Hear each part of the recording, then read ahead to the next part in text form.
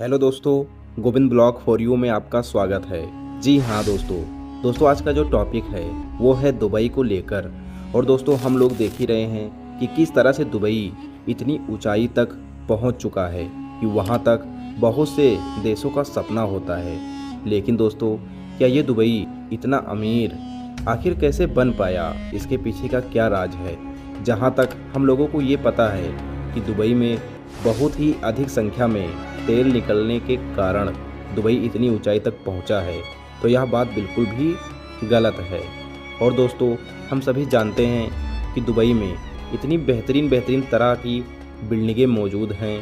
बुर्ज खलीफा जैसी बिल्डिंग है, बुर्ज अल अरब जैसी विशालकाय बिल्डिंग दुबई में मौजूद है, जो कि दुबई की शान है। क्या दुबई में इन सभी बिल्डिंगों को देखने वाले जो टूरिस्ट आते हैं, क्या इसके बदौलत दुबई यहाँ तक पहुँचा है, इतनी ऊंचाई तक पहुँच पाया है? तो यह बात भी बिल्कुल गलत है। तो आखिर सत्य क्या है दोस्तों, हम इसी चीज़ को बताने के लिए ये वीडियो बनाए हैं कि आज आपको पता चल जाएगा कि दुबई इतना अमीर बना तो कैसे बना। तो आइए जानते हैं। दोस्तों हम सभी को पता है कि दुबई पहले ऐसा नहीं था, क्योंकि दोस्तों दुबई जो शहर है ये पूरी तरह से रेगिस्तान में बसा हुआ है।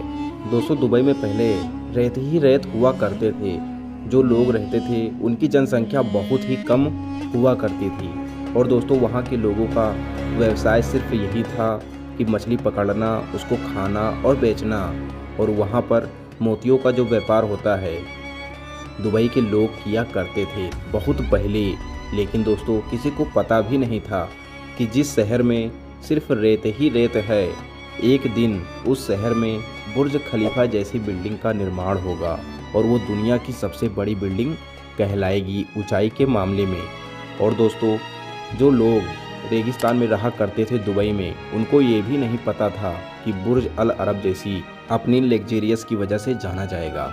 जहाँ लोग रेगिस्तान में रहा करते थे, अब उस देश में हम लोग देखते हैं कि कितने बड़े बड़े होटल मौजूद हैं, जिनके अंदर जो कमरे बने हैं उनका किराया भी 10 लाख से ऊपर होता है। अब दोस्तों कुछ समय था जब दुबई के लोग रेगिस्तान में रहा करते थे, उनका व्यवसाय था मछली मारना, पकड़ना, मोतियों का व्यापार करना। लेकिन दोस्तों दुबई के वासियों को ये भी नहीं पता कि एक समय ऐसा आएगा कि समुद्र की गहराइयों में भी घर बन जाएगा। और दोस्तों ऐसा ही हुआ। पाम जुमेरा को हम लोग देखते ही हैं और देखते आ रहे हैं कि ये किस तरह से ताड़ के पेड़ के आकार का समुद्र में फैला हुआ है। ये मानव निर्मित पहला द्वीप है जो कि दुबई में है। इसका नाम पाम जुमेरा है। जो कि ये चीज़ें पहले जो लोग रेगिस्तान में रहा करते थे उनको नहीं पता था कि दुबई यहाँ तक आखिर कैसे पहुँच जाएगी। तो दोस्तों जो बातें हमने बताया था कि दुबई तेल की वजह से नहीं, टूरिस्ट की वजह से नहीं, बल्कि एक ऐसा शहर जो कि किसी देश के अधीन है, जिसका नाम है हांगकांग। जी हाँ दोस्तों हांगकांग की वजह से ही दुबई आज इतना डेवलप कर पाया है। इसके पीछे छोटी सी कहानी है, लेकिन दोस्तों आप लोग सुनिए, जानिए, तभी आपको पता चलेगा कि दुबई इतना डेवलप शहर कैसे बन पाया है। इसके पीछे का जो कारण है वो सबसे बड़ा कारण है हांगकांग। इसी की वजह से दुबई आज यहाँ तक पहुँच पाया है। तो आइए जानते हैं कि आखिर हांगकांग का दुबई के डेवलप से क्या रिश्ता है, क्यों दुबई इतना डेवलप कर पाया है सिर्फ हांगकांग की वजह से। दोस्तों हम सभी को पता है और हम सभी जानते हैं कि बहुत से ऐसे देश हुए, बहुत से ऐसे शहर हुए जहां पर ब्रिटेन सरकार का राज चलता था।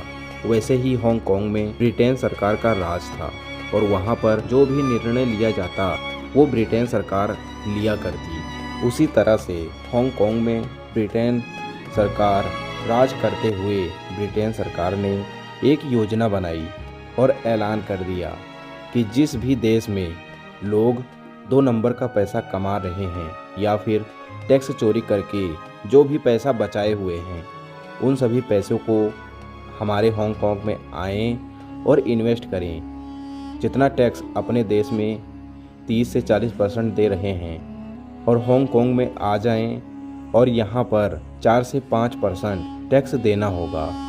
दोस्तों ये बातें पूरे देश में ऐलान करवा दिया ब्रिटेन सरकार ने और ऐसा ही हुआ।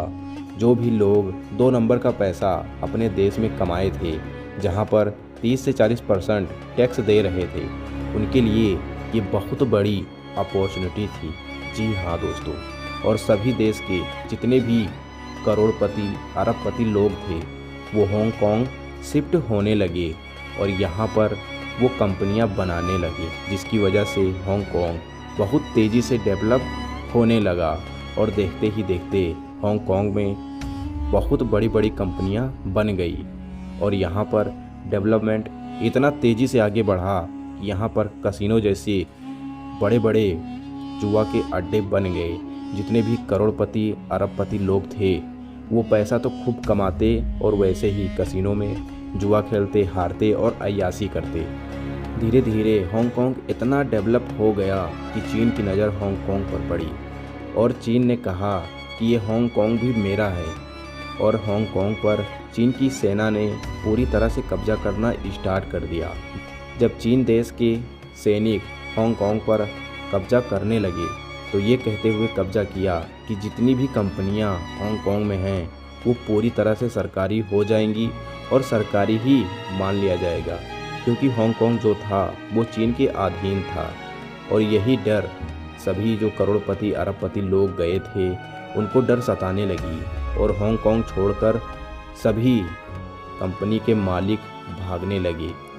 और दोस्तों, जब हांगकांग से जितनी भी कंपनी के मालिक थे, अरबपति करोड़पति लोग भागने लगे तो दुबई की नज़र हांगकांग पर पड़ी और दुबई ने भी ये चीज़ ऐलान कर दिया कि हांगकांग में जितने भी करोड़पति अरबपति लोग हांगकांग छोड़ रहे हैं वो हमारे दुबई में आ जाएं। उनके लिए ये बेनिफिट होगी कि जितने भी लोग दुबई में आकर रहेंगे सबसे पहले तो उनको सिक्योरिटी हमारी तरफ से दी जाएगी और प्राइवेसी भी हमारी तरफ से दी जाएगी।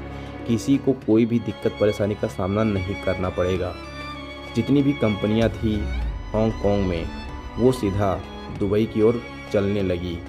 और फिर दुबई के शेख ने ये भी कहा कि जितनी भी कंपनियां होंगी, जितनी भी कंपनियां डेवलप करेंगी दुबई शहर में, उन सभी के ऊपर कोई भी टैक्स नहीं लगेगा। जितना भी कमाती हैं कंपनियां वो पैसा अपने पास रखें। और हांगकांग में 4 से 5% टैक्स देना होता था, जिसकी वजह से जो कंपनी मालिक भागे थे हांगकांग से उनको ये भी अपॉर्चुनिटी बहुत ही पसंद आई और सीधा हांगकांग से दुबई कंपनियां शिफ्ट होने लगी। और दोस्तों, यहीं से ही दुबई को प्लस पॉइंट मिलने लगा और यहीं से दुबई ऊंचाई की ओर चढ़ना स्टार्ट कर दिया। दोस्तों, कंपनियां अगर दुबई में आती, दुबई में जो कंपनियां बन रही थी, इससे वहाँ के जो वासी थे, वहाँ के जो लोग रहा करते थे, उनको रोज़गार मिलना स्टार्ट हो गया। दोस्तों, जो दुबई था वो तेल पर डिपेंड नहीं रह सकता था। इसके लिए दुबई ने जो ये बड़ी योजना अपनाई ये बहुत ही कारगर रही दुबई के लिए, क्योंकि दुबई में जितने भी लोग आएंगे, कंपनियां बनाएंगे, वहाँ रोज़गार भी बहुत तेज़ी से बढ़ेगा और दुबई भी डेवलप होना स्टार्ट हो गया। और आज हम लोग देख ही रहे हैं कि कितनी बड़ी बड़ी बिल्डिंगें दुबई में मौजूद है। और दुबई ही एक ऐसा शहर है जहाँ पर दुनिया की सबसे टॉप चीज़ें पाई जाती हैं, चाहे वो बिल्डिंग के मामले में हो, चाहे वो कार के मामले में हो, चाहे वो किसी भी लग्जरियस चीज़ के बारे में हो। दुबई में टॉप चीज़ों का आविष्कार होना स्टार्ट हो गया, चाहे वो बुर्ज खलीफा हो, बुर्ज अल अरब हो, पाम जुमेरा हो।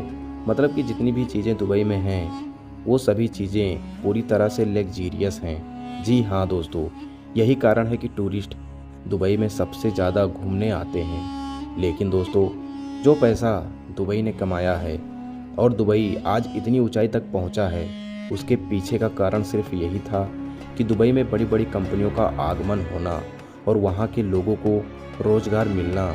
और हम सभी को पता ही है कि तेल तो कुवैत में भी, सऊदी में भी, ईरान में भी, इराक में भी मिला करते थे।